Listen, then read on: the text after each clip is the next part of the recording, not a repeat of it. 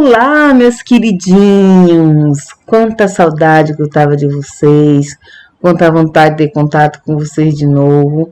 E a gente chegou aqui para a reta final. Vamos iniciar então a revisão. O assunto já foi dado com a tia Monique, que ela fez um trabalho maravilhoso, né? A minha gratidão para ela. E aí a gente vai finalizar, né, o conteúdo com a revisão. O assunto vai ser sistema digestório. Agora, observe essa imagem. Eu coloquei vários alimentos. Por que será? Porque a digestão, ela está totalmente relacionada com os alimentos. Olha a função da digestão. Eu vou pegar o alimento, vou quebrar ele em partes cada vez menores e vou absorver os nutrientes dos alimentos. Eu não tenho como pegar aqui a uva e tirar, por exemplo, o açúcar da uva e utilizar esse açúcar de uma vez de imediato. Não tenho como. Mas eu pego a uva, vou mastigar a uva, engulo a uva, essa uva vai ser digerida e depois eu vou absorver somente os nutrientes, tá certo? Bom, o sistema digestório, do que ele é formado? O sistema digestório, ele é formado pelo tubo digestório. No tubo digestório, né, e também é formado pelas glândulas anexas. No tubo digestório, eu tenho a boca, eu tenho a faringe, eu tenho o esôfago, eu tenho o estômago, que é o mais conhecido quando a gente fala sistema digestório, eu tenho o intestino. O intestino, nós temos dois tipos de intestino. O intestino delgado, que é conhecido popularmente como intestino fino, e o intestino grosso. As glândulas anexas é porque é o seguinte, ela não é um órgão do sistema digestório. É uma glândula e ela vai auxiliar no processo da digestão. Por exemplo, as glândulas salivares. É uma glândula anexa ao sistema digestório. Quando a gente coloca o alimento na nossa boca, as glândulas começam a produzir a saliva.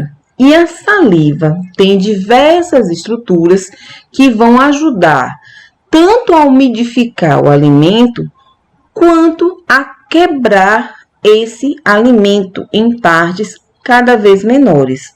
Então, as glândulas anexas, elas vão dar um suporte no processo da digestão, tá?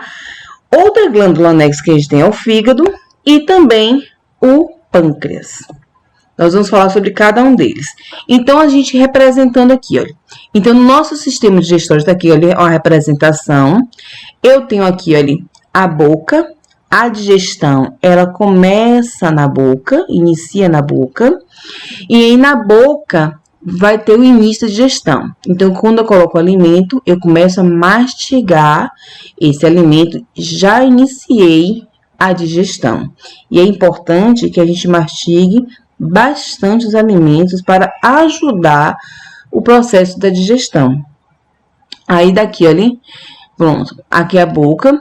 Aí eu tenho o primeiro tubo aqui, olha, o primeiro canalzinho aqui, ó, a faringe. Depois vem o esôfago, depois o estômago. Passo aqui para o intestino delgado, passa para o intestino grosso. E esse alimento que entrou na nossa boca foi totalmente digerido, ele sai em formato de fezes. Isso aqui é o tubo digestório. Agora aqui na boca, eu tenho quem? As glândulas salivares, que é uma glândula anexa, que vai me ajudar na digestão. Eu tenho aqui outra glândula, que é o fígado. E eu tenho aqui, olha, o pâncreas. Ela também vai ajudar no processo da digestão. Então, o sistema digestório, ele é formado pelo tubo digestório, mais as glândulas anexas. Bom, quando a gente coloca o alimento na boca, ele vai ser mastigado aqui na boca, tá? Quem vai ajudar nesse processo dentro da boca? Os dentes e a língua. A língua vai permitir que o alimento seja jogado para um lado e para o outro. Os dentes, ele vai permitir a redução do alimento. Quando a gente começa com uma coisa assim muito grande e a gente não mastigou direito, a gente tem uma dificuldade de engolir. Agora imagina se a gente não mastigasse nada, como seria? Seria muito mais difícil, né? Então, os dentes, eles têm uma importante função, que é a redução do alimento. Quando este alimento, ele é totalmente mastigado, nós vamos chamar esse alimento mastigado de bolo alimentar. Ele está representado aqui, ali, em verdinho. Aí, esse alimento, ele vai passar para o tubo digestório. Quando chega no tubo digestório, agora olha que interessante. Aqui eu tenho o que eu posso chamar aqui uma válvulazinha, tá? Observe que essa válvula que tá aqui, olha, que tá vendo representando aqui, olha, ela que nós chamamos de esfíncter, tá? Esse esfíncter, ele vai se fechar. Olha nessa imagem aqui, olha, ele se fechou, tá certo? E depois que ele se fecha, o alimento passa para cá. Essa direção aqui é a direção do tubo digestório. E o que é isso aqui? Aqui, gente, é a traqueia. Se esse esfíncter aqui não se fechar, o alimento ele vai para a traqueia. E aí não é bom, porque a traqueia é a direção do sistema respiratório. Quando a gente come com muita pressa e quer engolir de vez, a gente começa a engasgar. Por que a gente engasga? Porque o alimento não, assim, o esfíncter não teve tempo de se fechar e aí caiu um pouquinho de alimento aqui na traqueia. Aí o pessoal diz assim, caiu no goto. Não é que caiu no goto. Ele caiu na epiglote, porque esse iniciozinho aqui nós chamamos de epiglote. Por isso a importância de a gente comer com calma, para que o alimento ele não vá para a traqueia. Quando a gente com calma, o nosso corpo está se preparando para engolir, então esse esfíncter aqui, ele já se fecha aqui, olha, e o alimento tranquilamente, ele vai passar para a próxima etapa, que é o esôfago. Então aqui, olha, a faringe passou, certo? E o próximo tubo aqui é o esôfago. O esôfago, quando aqui, ó, aqui essa parte aqui é o esôfago. Só que imagine que eu estou olhando aqui de cima. Aí eu tenho que essa abertura, tá? Então, nessa região aqui, ele é formado por um tecido muscular e ele permite uma flexibilidade. Então, quando o alimento está passando, ele se distende um pouquinho e depois que o alimento já passou, ele se fecha um pouquinho. A próxima etapa agora é a direção do estômago. Então, perceba que o alimento da boca passou para a faringe, da faringe passou para o esôfago e do esôfago agora vai para o estômago. Então, aqui, olha, o alimento aqui, ele saiu daqui dessa direção, ó, e vai para o estômago, tá? Então, é nessa região aqui que vai acontecer também a digestão. Por dentro, aqui por dentro do estômago, ele é formado por um tecido, ele é revestido por um tecido, que nós chamamos de tecido epitelial.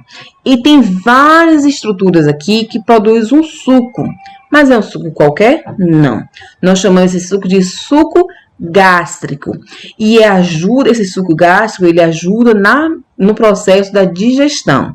Agora, deixa eu fazer uma observação aqui interessante. Se a gente estiver de cabeça para baixo e a gente mastigar um alimento e engolir, esse alimento vai direto para o estômago ou ele vai voltar? Isso considerando que nós estamos de cabeça para baixo. Bom, quando o alimento ele passa do esôfago e vai para aqui nessa região tem ele é revestido por um músculo e essa região aqui nós chamamos de cárdia. Então, quando o alimento passa e ele entra para o estômago, ele não volta mais, tá? A não ser que a pessoa esteja com um problema de refluxo, ou seja, o alimento, ele pode acabar voltando. Mas não sendo essa situação, uma vez que o alimento passe através da cárdia e vá para o estômago, o corpo do estômago, essa região aqui, esse músculo aqui, se fecha e não permite que o alimento ele retorne mais para o esôfago. Aqui vai acontecer diversas reações químicas. O bolo alimentar que saiu da boca, que passou para a faringe, que passou para o esôfago e agora foi para o estômago, aqui vai ser digerido. Esse bolo alimentar, depois de digerido, ele vai agora, olha, para uma outra região. Aí ele vai passar por uma região que nós chamamos de válvula pilórica. Aí vai outra coisa bem interessante. Depois que ele sai da região do estômago e vai passa pela válvula pilórica, ele também não retorna mais, porque aqui agora já é a direção do intestino delgado. Então, depois do estômago, ele vai para o intestino delgado, tá certo? Esse bolo alimentar que foi digerido aqui, ele vai mudar de nome. Agora, nós vamos chamar ele de quimo, tá? Então, o alimento que entrou na boca, que foi triturado, se transformou em bolo alimentar. O bolo alimentar passa para o estômago e depois de digerido, ele vai receber o nome de quimo. Aí, agora, vamos para a próxima etapa. O intestino delgado. Se a gente pegar o nosso intestino de um adulto e esticar ele vai ter em torno de 6 metros de comprimento. E o diâmetro, ou seja, se eu pegar esse aqui ali e esticar ele todinho, ele vai ter em torno de 6 metros. E o diâmetro, né, a medida de um lado ao outro aqui, olha, é em torno de 3 centímetros. Por isso que ele é chamado de intestino delgado ou intestino fino, porque quando a gente compara com o outro intestino, o outro ele tem um diâmetro maior, né? Ele é mais grosso, tá? Então, ele fica todo enroladinho dentro do nosso corpo. Bom, o intestino delgado, ele é dividido em 3 partes. O duodeno, o jejum e o íleo, tá? A parte inicial, a porção inicial, tá? Quando sai do estômago e passa para o intestino, essa região aqui se chama duodeno. Por que ele recebe esse nome? Porque a maior parte da digestão, ela acontece aí. E olha que interessante, a ideia de duodeno é que ele representa 12 dedos, porque são os primeiros 12 centímetros. Então, os primeiros 12 centímetros do intestino delgado, nós chamamos de duodeno. A parte intermediária, a parte do meio, nós chamamos de jejum. E a parte final, que é onde vai comunicar com o intestino grosso, nós chamamos de íleo. A digestão, muitas pessoas acreditam que ocorre somente no estômago. E isso é um engano, porque a digestão ela inicia na boca, ela passa para o estômago e a digestão finaliza no intestino delgado. Tá? E eu vou dizer mais. A maior parte de absorção dos nutrientes ocorre no intestino delgado, tá? Próximo passo, o intestino grosso. Então, depois que o alimento ele termina a digestão, ele vai ser absorvido, ele passa agora para o intestino grosso. Se a gente pegar esse intestino grosso e esticar, ele vai ter em torno de 1,5 metro de comprimento. Diferente do intestino delgado, que tem 6 metros de comprimento. E lembra que eu falei que o outro intestino delgado ele é mais fino, tem 3 centímetros de diâmetro? Aqui ele tem 6 centímetros de diâmetro. Então, quando a gente visualiza, a gente percebe nitidamente que um é mais fino e o outro é mais grosso. Bom, ele é dividido em 3 partes: o seco, o colo e o reto. Bom, o seco é onde tem a extremidade fechada, onde tem um apêndice. Aqui, olha. Deixa eu voltar aqui, olha. O seco é essa parte daqui, olha. Essa porção inicial. E ele tem essa estrutura aqui alongada, que é o apêndice. Às vezes a pessoa tem um problema no apêndice e precisa retirar, tá? Aí, se retirar, a pessoa consegue ver? Consegue viver naturalmente. Por quê?